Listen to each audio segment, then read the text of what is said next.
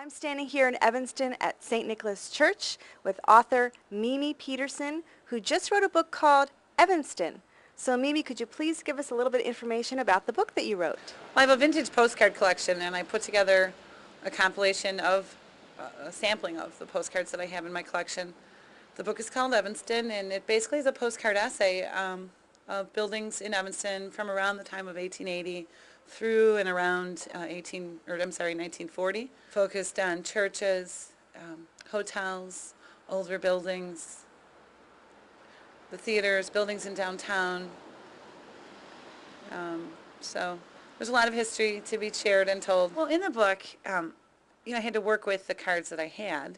So working with the cards that I had, I then had to come up with chapters. Do you know which of the postcards that you have still are around?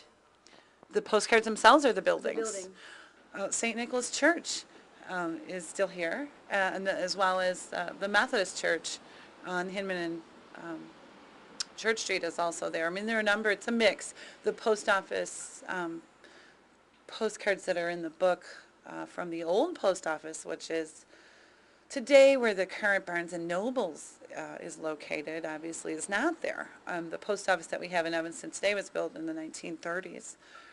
And there is a postcard of that, but it's a newer postcard, obviously. You have about 200 postcards, is that correct? In the book. In the How book. How did you accrue these postcards? Well, I really love to go to flea markets, antique stores, antique shops, postcard shows, doing some purchasing on eBay, although it's not the best way. But what have people said about the book?